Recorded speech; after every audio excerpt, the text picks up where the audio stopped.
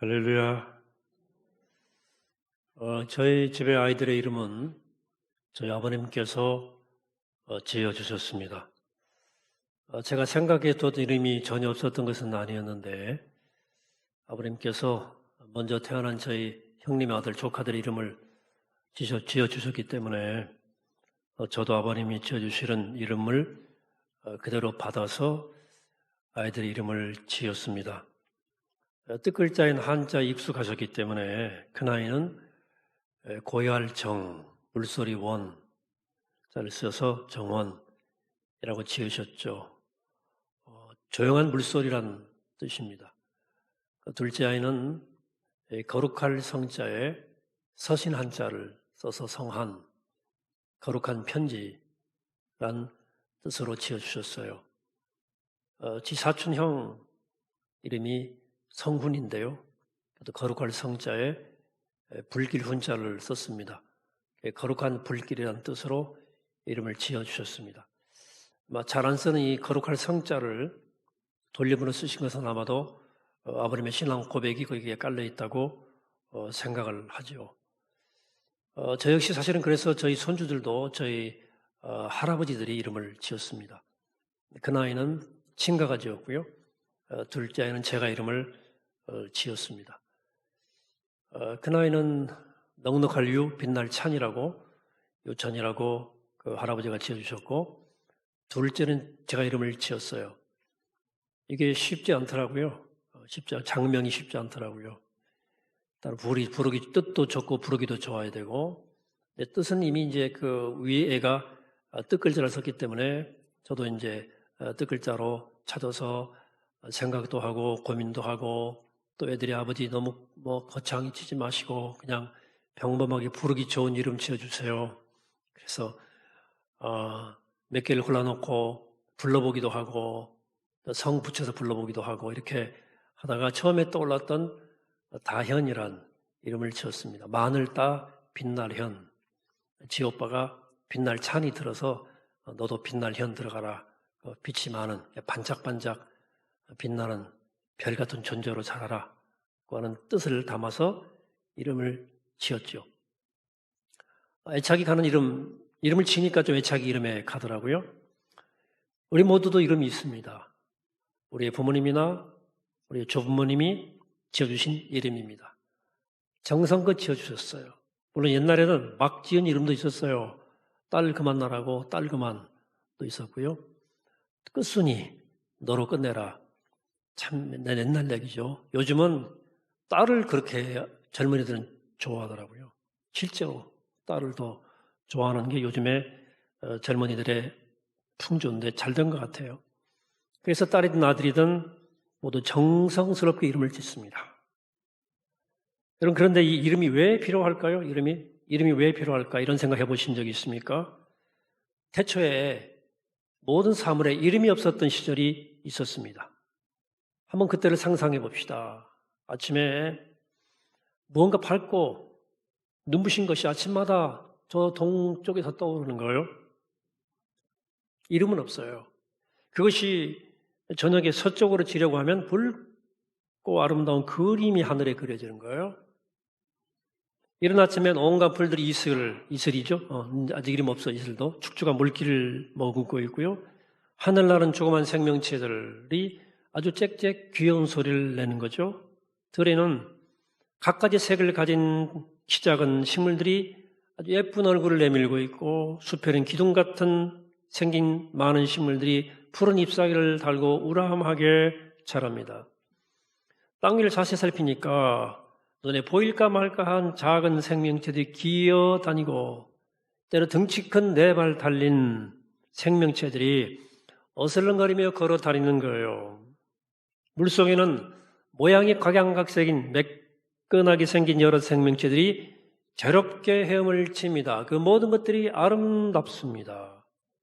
그러나 이름 없이 존재하는 한 그것들은 어떤 현상들이고 전체 일부분일 뿐입니다. 하지만 그것들이 저마다 태양, 노을, 이슬, 새, 나무, 벌레, 사슴곰, 또 물고기라는 이름을 갖게 되면 그때부터 그것은 하나의 현상이 아니라 자기만의 고유한 가치와 의미를 지니게 되는 존재가 되는 것입니다. 그들은 더 이상 수많은 생물 중에 하나가 아닙니다.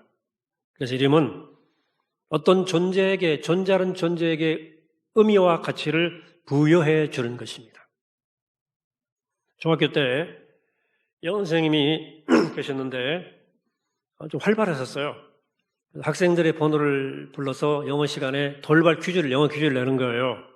근데 번호를 부르셨어요. 10번, stand up. 일어나란 말이야. 일어나죠. 그러면 how are you? 그럼 뭐라고 해야 되지? I'm fine. 이렇게 해야 되는 거죠. 서로 질문하고 sit down. 앉으라고 하시고 또 25번 너 교복 속에 입은 게 뭐야? 뭔 입었어? 난닝구? 난닝구 아니야. running shoes. 이렇게 부르는 거야. 이러시면서 막 영어 발음을 하시 이렇게 영어를 배웠으면 그렇게 이제는 난닝구 아니다. 이러면서 이제 막 이렇다 앉았다 막 이렇게 하는 것이었거든요. 꼭 번호를 부르셨어요. 물론 그때가 이제 학기 초여서 학생들 숫자도 많고 학기 시작한 지 얼마 되지 않았기 때문에 학생들의 이름을 다 외우지 못해서 그럴 수 있다고 생각을 합니다. 학생 수가 그 당시에 60명이 보통 다 넘었거든요. 70명 육박했거든요. 한 번에 어느 날 선생님이 학생들 번호를 부르면서 역시 퀴즈를 내다가 갑자기 제 이름을 부르시는 거예요. 육순정, 스탠드업 이러는 거예요. 깜짝 놀랐죠.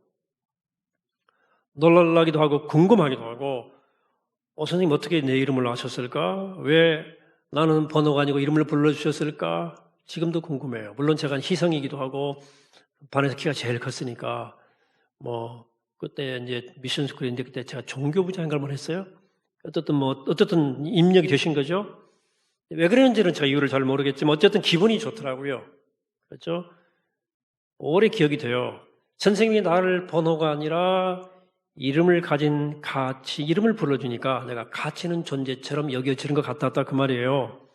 그러니까 이름을 갖는다는 것, 이름을 부른다는 것, 어떤 이름으로 불리운다는 것은 매우 중요한 일입니다.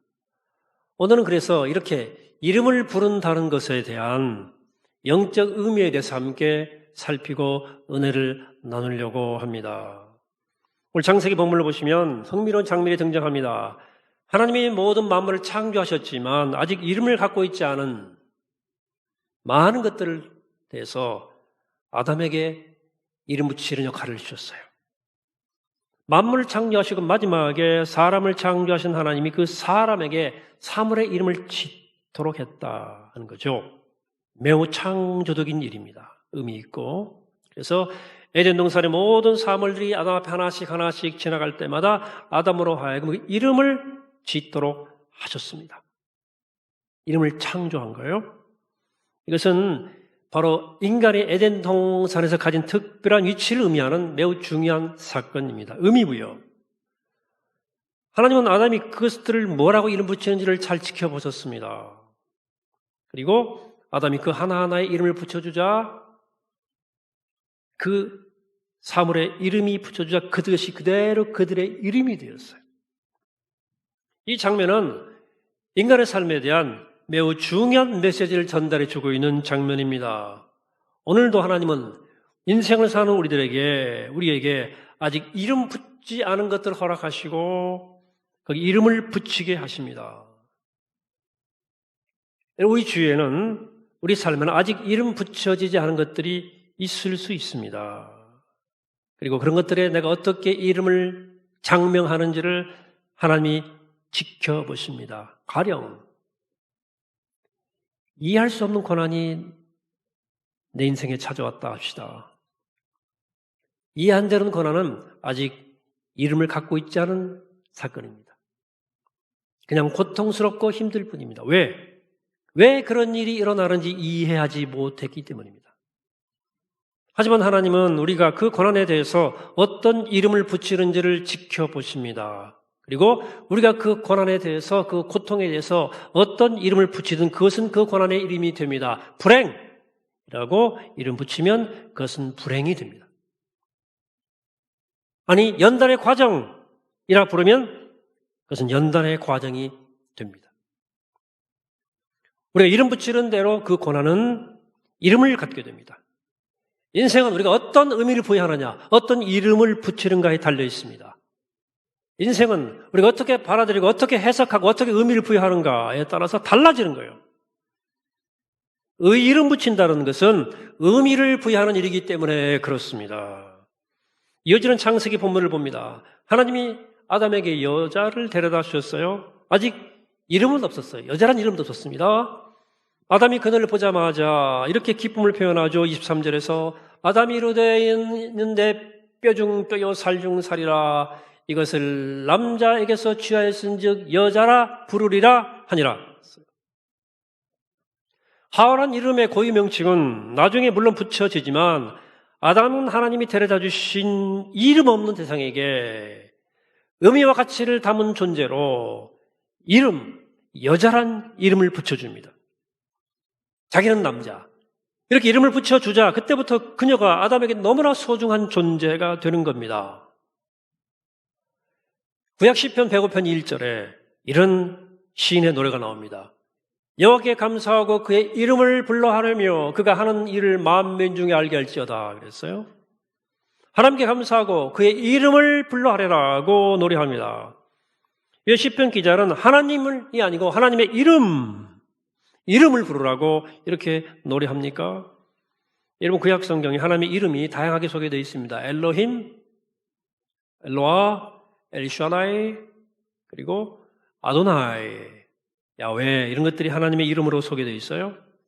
그리고 여기 하나님의 이름을 부르라는 것은 하나님의 명칭을 소리내서 입으로 발음해내라는 뜻이 아닙니다. 이 말은 아담이 이름 없는 존재들에게 이름을 불러줌으로 붙이고 불러줌으로 그것들이 소중한 존재가 된 것처럼 그렇게 하나님이 우리에게 소중한 존재이시도록 그분의 이름을 부르라.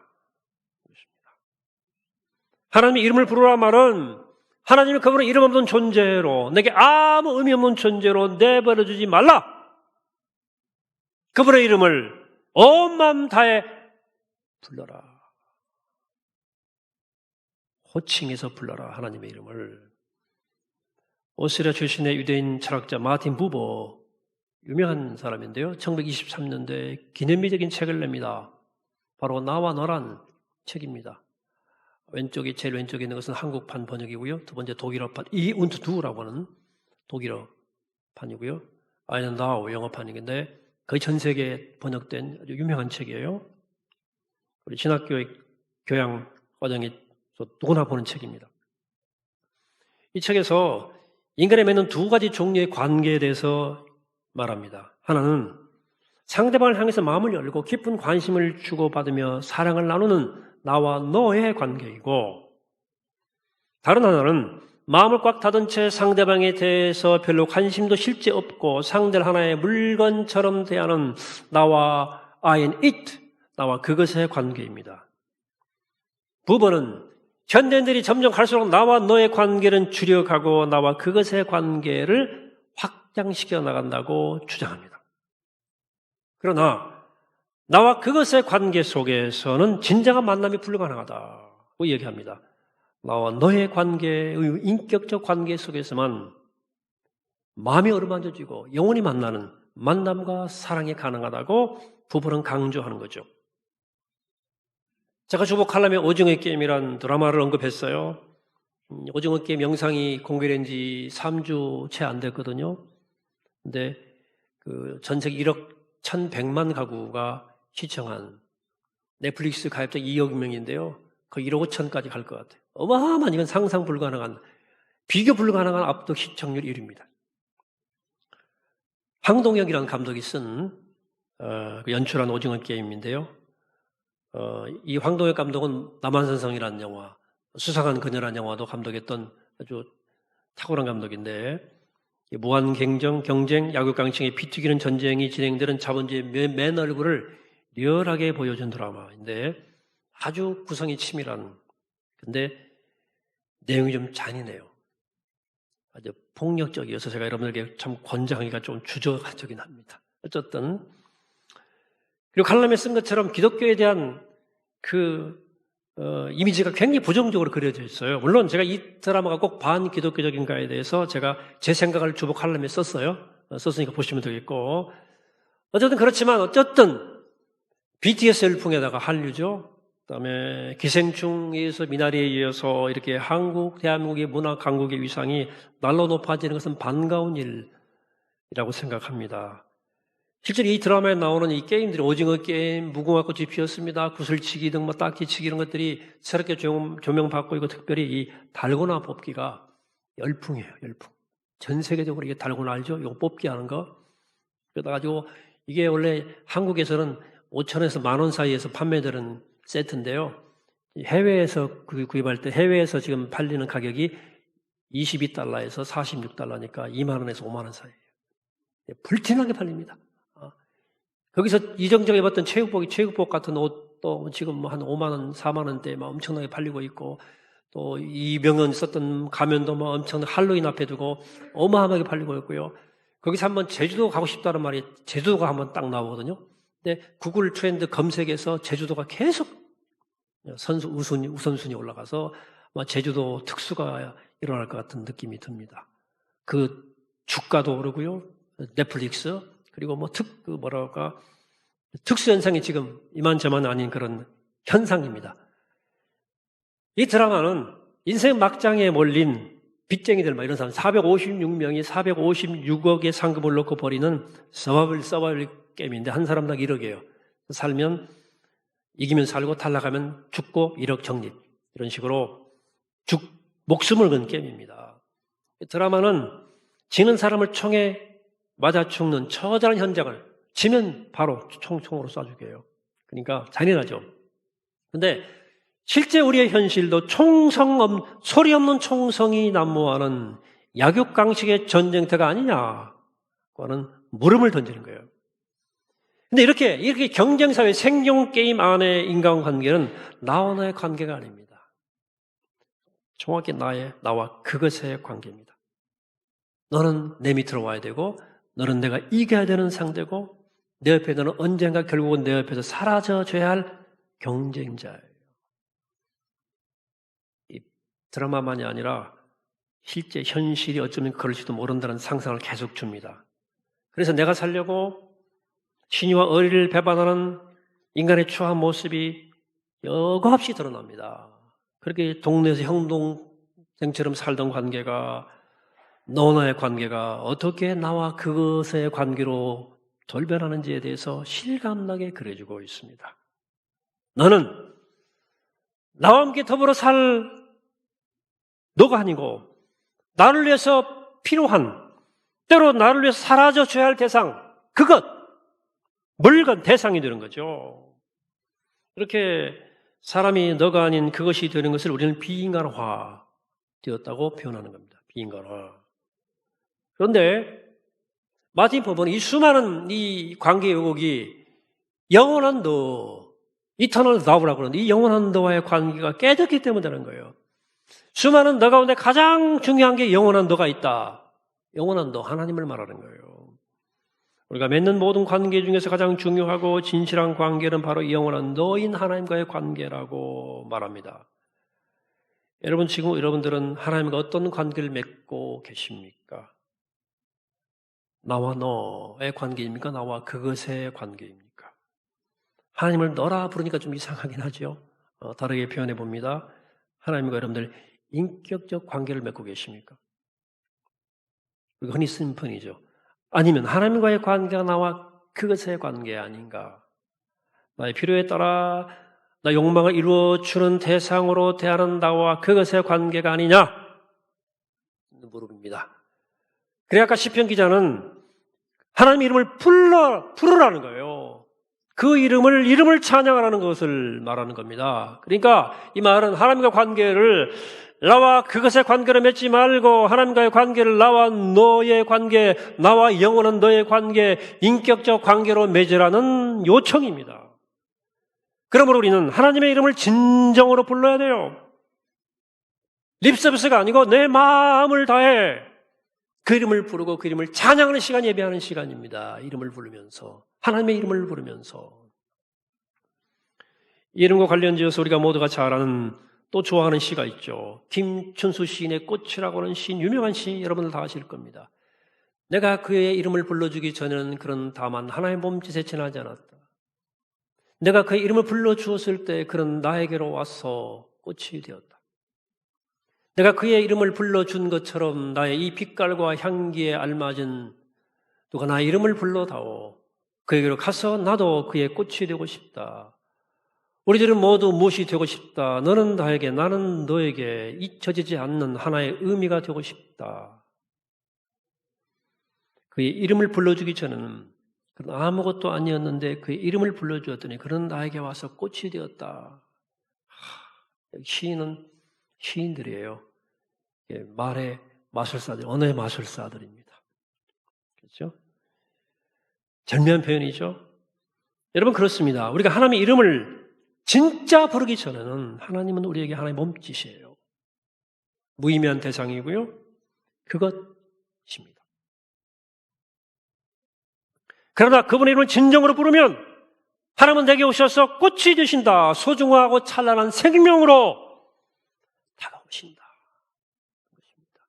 시인은 누군가 자신의 이름을 불러주어서 자신도 누군가에게 가서 꽃이 되고 싶다는 갈망을 드러냅니다. 그래서 우리도 서로의 이름을 마음을 다해 불러줘야 되는 거예요. 그래야 서로에게 꽃이 되고 서로에게 잊혀지지 않는 의미가 되는 것입니다. 우리 주위에 있는 것들은 모두 이름을 가지고 있습니다. 그러나 잘 보면 여전히 의미 없는 것들이 있어요. 이름 없는 것들이 있다니까요. 이름이 있다 하나 거기에 의미가 없는 이름들도 있습니다. 잘 둘러보세요. 그 이름 없는 것들에 대해서 한번 새로운 이름을 장명해 보시기 바랍니다. 예를 들면 외로움이란 말을 향해서 홀로 머무는 시간이라고 이름 붙이고 한번 그렇게 불러보시면 어떨까? 여러분 외롭습니까? 근데 그동안 우리가 얼마나 사람에 치여 살았어요? 그렇지 않습니까? 사람 때문에 울고 웃고 그랬지만 사람에 치여 살았으니까 외롭다 하지 말고 홀로 머무는 시간이라고 이름 붙여보십시오. 그러면 그 외로움은 여러분들에게 다가가서 꽃이 될 수 있습니다. 실패를 향해서 실패라고 부르지 마세요. 값진 경험이라고 이름 붙여보시면 어떻겠습니까? 제안하는 거예요. 그럼 그 실패는 여러분들이 다가가서 꽃이 될 것입니다. 고난을 향해서, 쓰라린 고통을 향해서 인내 훈련이라 이름 붙여보시면 어떨까요? 내가 그 시간을 통해서 얼마나 인내를 배웠습니까? 내가 그 고난 때문에 얼마나 많이 단단해졌어요. 그래, 고난을 인내 훈련이라 이름 붙이면 그 고난은 내게 다가와서 꽃이 되는 거예요. 무의미해 보였던 것들, 힘들어 보였던 사건들, 혹 이름 없는 것들에게 이름을 지어주고 의미를 부여하고 새로운 이름을 불러주면 새로운 의미의 꽃이 되어 내게 다가올 것이다. 하나님이 우리에게 데려다 주신 사람들의 이름도 내 곁에 있는 사람들의 이름도 좀 불러주셨으면 좋겠습니다. 늘 가까이 있고 너무 오래 익숙해서 오히려 이름 없는 사람처럼 대하는 아내, 남편, 그냥 대하거든요. 의미 없는 호칭. 그리고 나 아버지, 내 어머니, 자식들 이름을 한번 정성껏 불러주세요. 교회 공동체를 한 묶음으로 보지 말고 우리 가족들 아닙니까? 하나하나의 이름을 불러보시기 바랍니다. 저는 이 코로나를 겪으면 우리가 서로 만나지 못하지만 물론 이제 저희 교육자 다 백신 맞고 2주 다 지났어요. 저희들 이제 대면 신방 제한적이지만 이제 조금 더 적극적으로 진행을 할 겁니다. 이제 교회도 다음 주부터 위드 코로나 매년하고 조금씩 우리가 만날 수 있는 교회들이 많아질 겁니다. 어쨌든 이 시기가 서로 만나지 못하지만 교우 한 사람 한 사람의 이름을 마음으로 불러주는 교회가 됐으면 좋겠습니다. 저도 개인적으로 그런 시간이 되기를 기도하고 있습니다. 우리가 그동안 너무나 피상적으로 살아오지 않았나 돌아보게 되는 거죠. 한 공동체 안에 살아가면서 남처럼 살아가지 않고 나와 그것이 아닌 나와 너로 살아가게 되기를 바랍니다. 서로의 이름을 가슴으로 불러주세요. 가족에서부터. 그런 관계로 살아가게 되기를 축복합니다. 여러분, 직장과 일터에서 사람들이 있을 거예요. 그들의 관계는 특별히 일과의 관계로, 일 관계로 만나기 때문에 나와 너가 아닌 나와 그것이 될 가능성이 매우 높습니다. 여러분, 그들을 절대로 경쟁적으로 여기지 마시고 나와 그것의 관계로 여기지 말고 나와 너의 관계로 여기며 마음을 다해 진심으로 대하십시오. 그리고 그들의 이름을 불러주시기 바랍니다. 소중한 이름들이에요. 무엇보다 나한테 불편한 사람이 있죠. 그의 이름을 불러주시기 바랍니다. 마음을 담아서 그 이름을 부르면서 그를 위해 기도의 물을 줄 때 그 사람 한 분 한 분 한 사람 한 사람이 나에게 새로운 의미의 꽃으로 다가오게 될 줄로 믿습니다. 마지막으로 가장 우리가 자주 입에 올리지만 우리가 진정으로 진심을 다해서 부르지 않은 이름이 있습니다. 가장 소중한 이름이지만 여러 대상들 중에 하나인 것처럼 부르는 이름이 있습니다. 바로 하나님이라고 하는 이름이에요. 여러분, 하나님은 결코 우리에게 막연한 대상이 될 수 없는 이름입니다. 결코 그것이 될 수 없는 분이에요. 그렇지 않으면 어떻게 나를 지으신 하나님이 그것이 될 수 있습니까? 어떻게 하나님을 아무런 감동도 없이 부를 수 있어요? 우리는 우리 하나님의 이름을 심장으로 불러야 됩니다. 좋으신 하나님, 거룩하신 하나님, 원청의 하나님, 생명의 하나님, 그 이름을 진실하게 불러야 돼요. 또한 그 거룩한 이름을 마음껏 마음을 다해 찬양하셔야 됩니다. 그럼 하나님은 언제나 우리가 마음을 다해 부르면 언제나 우리에게 다가오셔서 가장 아름다운 생명, 아름다운 꽃이 되어 주시는 분입니다. 그러므로 사랑하는 여러분, 온 마음 다해 하나님을 부릅시다. 그분의 이름을 부르십시오. 그리고 마음을 다해 내 삶의 중심으로 예수의 이름을 부르시기 바랍니다. 그리고 그 이름을 찬양하게 되기를 축복합니다. 말씀을 맺습니다. 여러분, 내게 되는 사람을 그것이 아닌 너로 인격으로 대하며 그의 이름을 부르며 그와 손잡고 동행하시기를 바랍니다. 또 내 하나님을 내 하나님으로 부르며 하나님과 인격적 관계를 맺고 그 관계에서 이 땅을 더욱더 풍성하고 아름답고 그 주와 함께 주님과 함께 동행하시는 우리 모두가 되기를 이 아침에 주 이름으로 간절히 축원합니다. 거룩하시고 자비로우신 하나님, 은총의 하나님, 생명의 하나님, 나의 하나님,